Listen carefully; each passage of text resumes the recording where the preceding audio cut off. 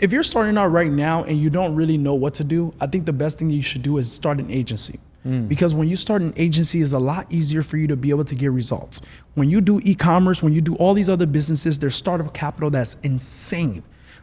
You have to, when I started my e-commerce business, I had to buy products. You have to spend over $2,000, $3,000 buying products, and you have to wait for those products to come for you to be able to have samples. That's time. But when you start an agency, all you're doing is just being a middleman. And your agency can specialize in anything. You can do social media marketing. And the best thing about a beginner, most beginner, what holds beginners back, guess what? They don't have any skill sets. As a beginner, you don't have skill sets. So if you have an agency, you can partner up with other individuals who have the skill sets. And there's so many virtual assistants and contractors online now that have been doing so many different things for years and years and years, and you can pay them for a fraction of the price. And those individuals can do fulfillment for your clients. So I always tell people, when you're starting out, the only thing you should do, start an agency first, start a service business, sell that. Then when you make money off your service business, you can turn that into your scalable business and start doing something else.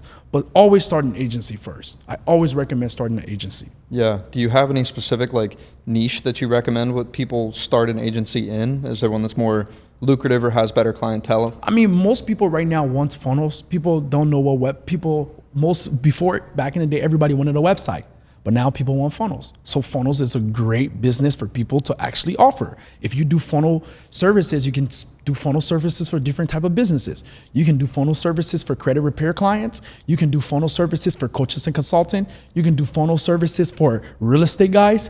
It's infinite. Just pick one specific type of people that you want to go after and just lock in on those individuals. But like, there's so many other services that you can offer. Automation, automation is a big service. There's a lot of business owner that needs automations. They need follow-ups for all the people that are becoming their leads. So there's so many different services that you can offer when it comes to like your actual agency. And SEO. You can do SEO marketing, you can do SEO. There's so many. I always go on Fiverr. If I'm always looking for a service to offer, there's a platform called Fiverr.com. If you go on Fiverr, you can see all the different type of services that people are offering.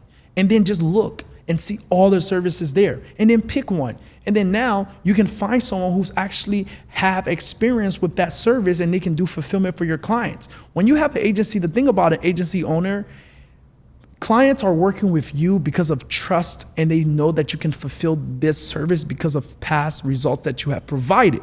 They're not working with you based on who's doing your fulfillment. They're working with you based on the result that you have provided for your clients, or they're working with you based on trust that you're selling them on your offer and they believe that you can provide this service because of your confidence. So if you're starting out, you have confidence, you're gonna get clients. And then now when you gain clients, you got someone who can do your fulfillment from these platforms. Now you got a client that just got results because you did an excellent job and now you got a testimonial. Now you take that testimonial and you get more and more clients. Yeah. Yeah. So getting that first client, what would be the process that you would offer for people to be able to do that? There's a lot of different strategies to get clients. And I always tell people this. Number one, if you don't have a platform, do outreach. The most freest things to do. Instagram right now has a limit that you can reach out to over 100 to 200 people a day in your DMs. You can reach out to 200 people a day. By the time you reach out to 200 people a day about your service, you're gonna get a few people that are gonna say, yes, I want it. Now you got a client. And you can do that on all platforms. And that's just free. It's just you just being on your phone. But people don't like to do that. People don't like to do the easy thing because it's hard. Yeah, that's so true.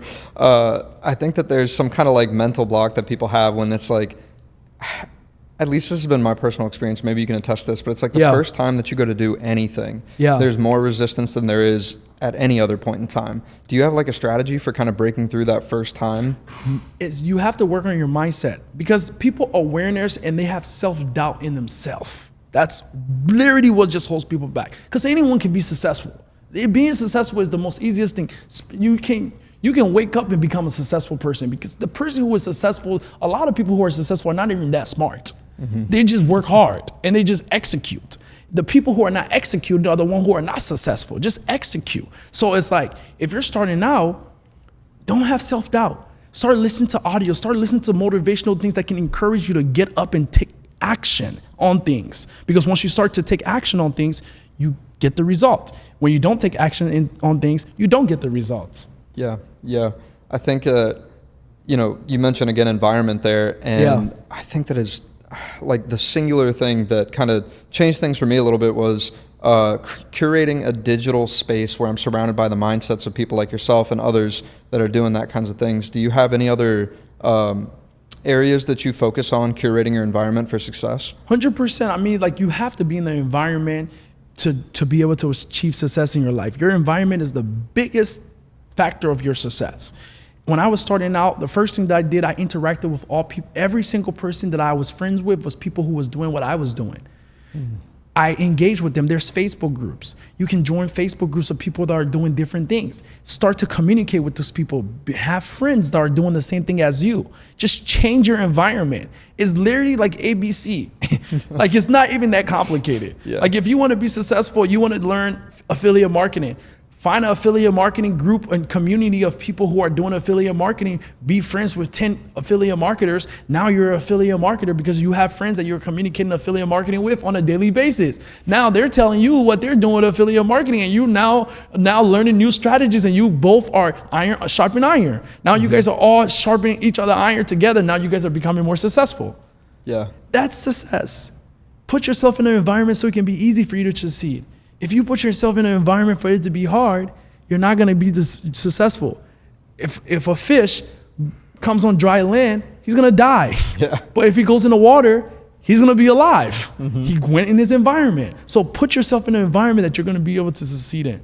Yeah. I think there's a lot to be said about finding that environment and recognizing that wherever you're at in a certain room, you might be found to be a certain level of value, but then when you go to a different room, it's going to be completely different, and people look at you differently and interact with you differently. More doors will open, things of that nature. It's really powerful. I hope you enjoyed this episode of the 2 Comma Club podcast. Real quick before you go, if you want to save time on watching all the episodes but still get all the gold nuggets that we find from interviewing these 7, 8, and 9-figure entrepreneurs, then you can get all of that inside of the 2 Comma Club newsletter. Just go to 2ccnewsletter.com and subscribe.